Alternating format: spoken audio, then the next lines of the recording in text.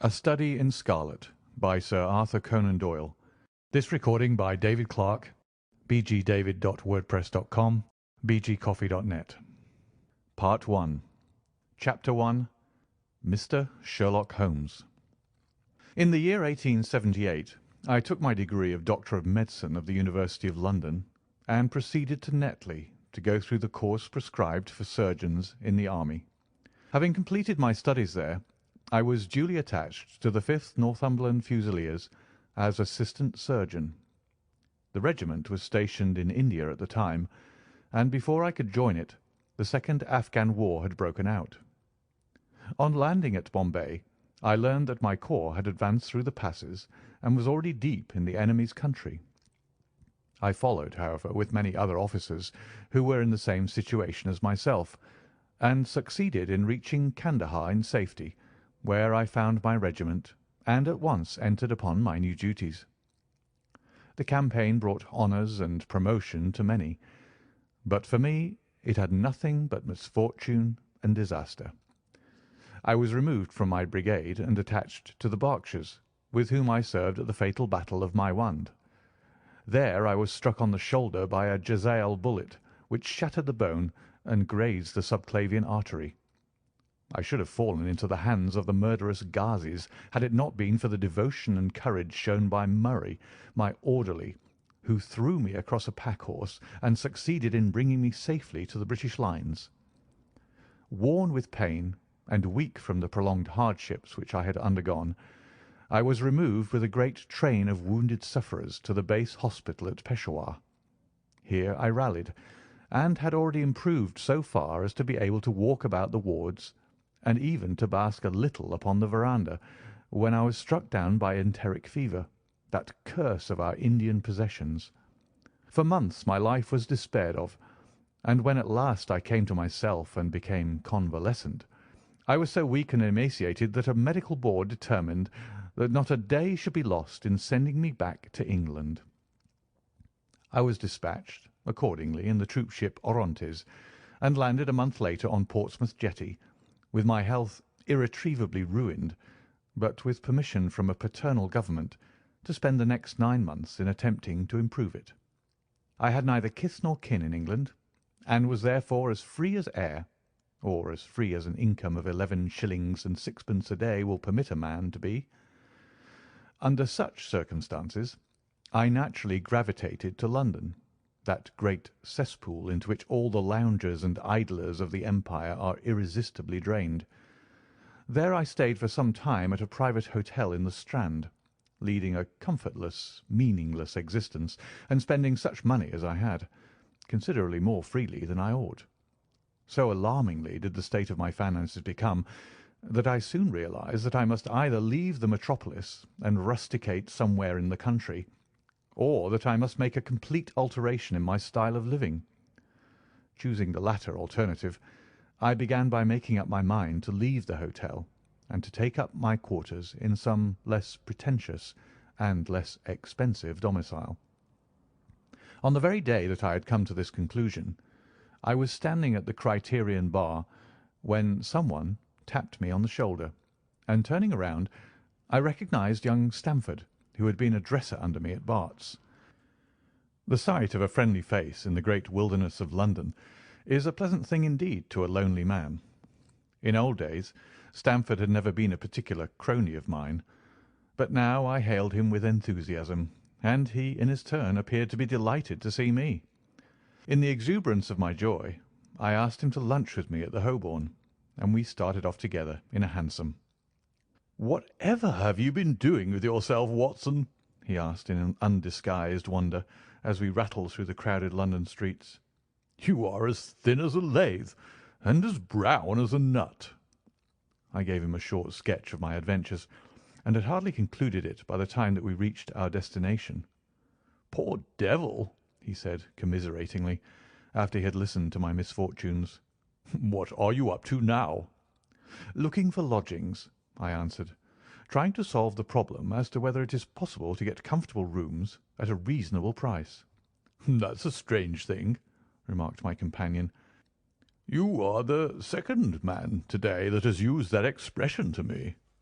"And who was the first?" I asked. "A fellow who was working at the chemical laboratory up at the hospital.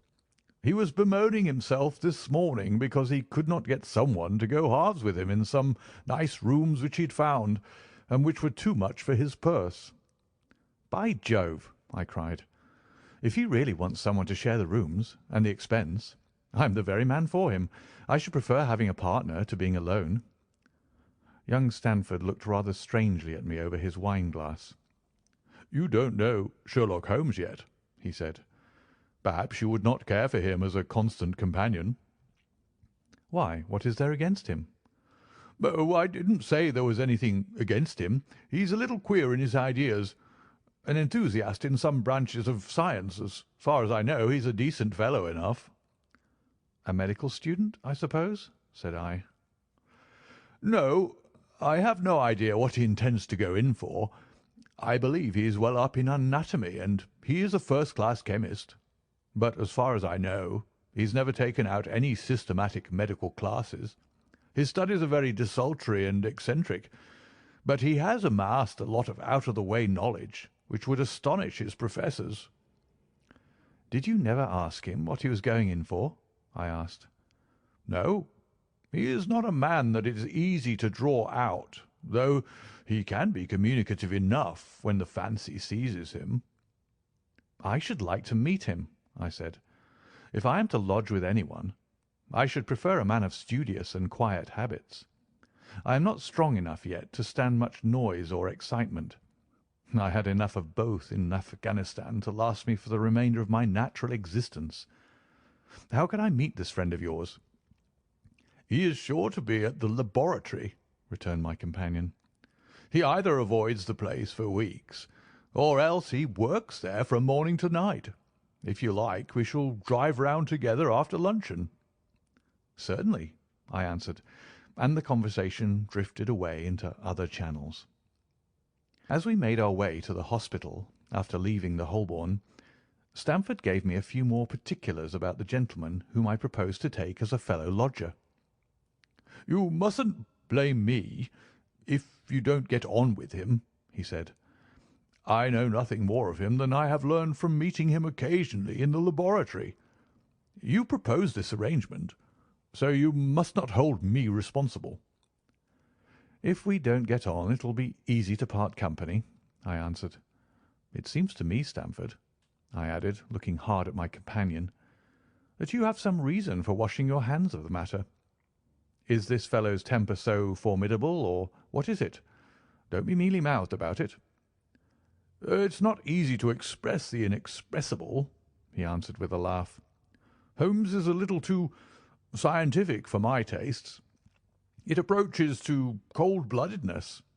I could imagine his giving a friend a little pinch of the latest vegetable alkaloid, not out of malevolence, you understand, but simply out of a spirit of inquiry in order to have an accurate idea of the effects. To do him justice, I think that he would take it himself with the same readiness. He appears to have a passion for definite and exact knowledge." "Very right, too." "Yes, but it may be pushed to excess. When it comes to beating the subjects in the dissecting rooms with a stick, it is certainly taking rather a bizarre shape." "Beating the subjects?" "Yes, to verify how far bruises may be produced after death. I saw him at it with my own eyes."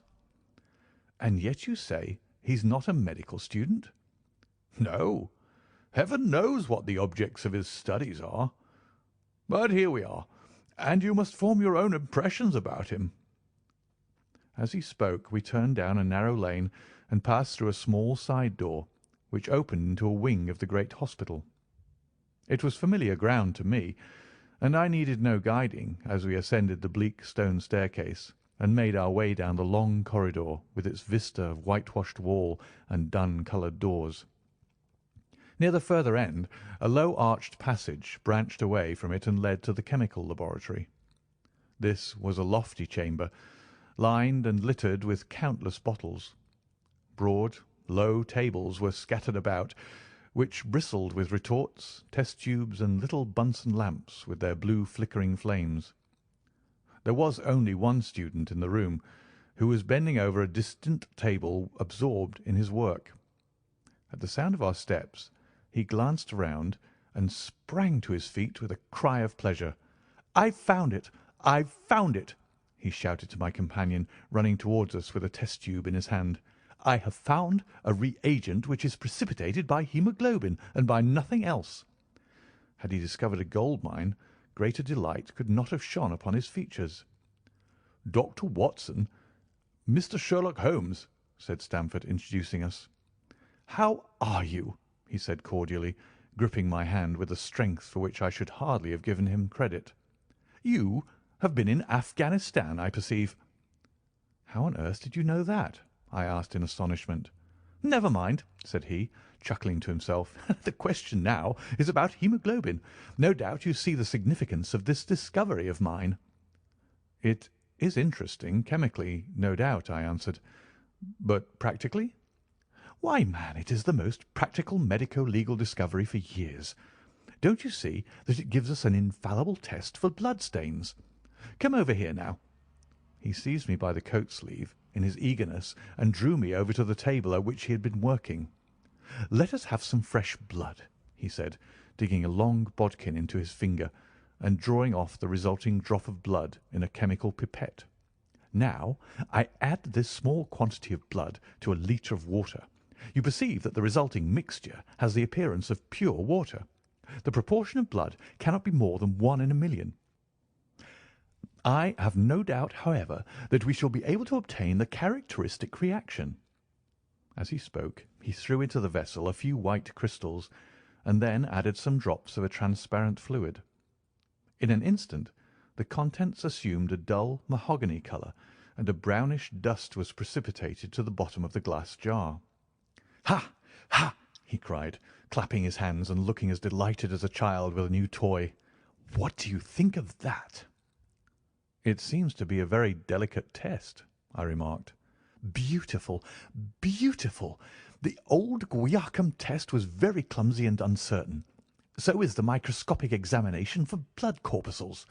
The latter is valueless if the stains are a few hours old.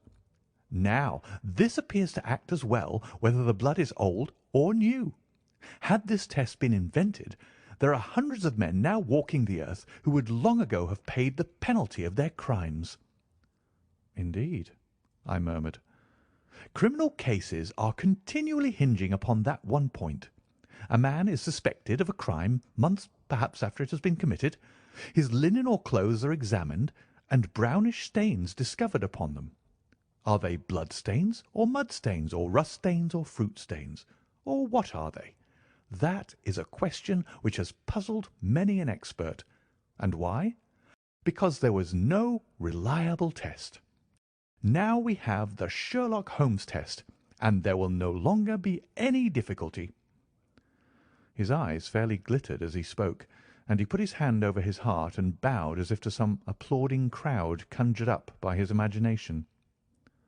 "You are to be congratulated," I remarked, considerably surprised at his enthusiasm. "There was the case of von Bischoff at Frankfurt last year. He would certainly have been hung had this test been in existence. Then there was the Mason of Bradford, and the notorious Muller, and the Lefebvre of Montpellier, and Samson of New Orleans. I could name a score of cases in which it would have been decisive." "You seem to be a walking calendar of crime," said Stamford with a laugh. "You might start a paper on those lines. Call it the Police News of the Past." "Very interesting reading it might make, too," remarked Sherlock Holmes, sticking a small piece of plaster over the prick on his finger. "I have to be careful," he continued, turning to me with a smile, "for I dabble with poisons a good deal." He held out his hand as he spoke, and I noticed that it was all mottled over with similar pieces of plaster and discoloured with strong acids. "We came here on business," said Stamford, sitting down on a high three-legged stool and pushing another one in my direction with his foot. "My friend here wants to take diggings, and as you were complaining that you could get no one to go halves with you, I thought I had better bring you together." Sherlock Holmes seemed delighted at the idea of sharing his rooms with me. "I have my eye on a suite in Baker Street," he said, "which would suit us down to the ground. You don't mind the smell of strong tobacco, I hope?" "I always smoke ships myself," I answered. "That's good enough. I generally have chemicals about and occasionally do experiments. Would that annoy you?" "By no means." "Let me see. What are my other shortcomings? I get in the dumps at times, and don't open my mouth for days on end. You must not think I'm sulky when I do that. Just let me alone, and I'll soon be right. What have you to confess now? It's just as well for two fellows to know the worst of one another before they begin to live together." I laughed at this cross-examination. "I keep a bull-pup," I said, "and I object to rows because my nerves are shaken, and I get up at all sorts of ungodly hours, and I'm extremely lazy. I have another set of vices when I'm well, but those are the principal ones at present." "Do you include violin playing in your category of rows?" he asked anxiously. "It depends on the player," I answered. "A well-played violin is a treat for the gods. A badly played one—" "Oh, that's all right," he cried with a merry laugh. "I think we may consider the thing as settled. That is, if the rooms are agreeable to you." "When shall we see them?" "Call for me here at noon to-morrow, and we'll go together and settle everything," he answered. "All right, noon exactly," said I, shaking his hand. We left him working among his chemicals, and we walked together towards my hotel. "By the way," I asked suddenly, stopping and turning upon Stamford, "how the deuce did he know that I had come from Afghanistan?" My companion smiled an enigmatical smile. "That's just his little peculiarity," he said. "A good many people have wanted to know how he finds things out." "Oh, a mystery, is it?" I cried, rubbing my hands. "This is very piquant. I am much obliged to you for bringing us together. The proper study of mankind is man, you know." "You must study him, then," Stamford said as he bade me good-bye. "You'll find him a knotty problem, though. I'll wager he learns more about you than you about him. Good-bye." "Good-bye," I answered, and strolled on to my hotel, considerably interested in my new acquaintance. End of chapter 1.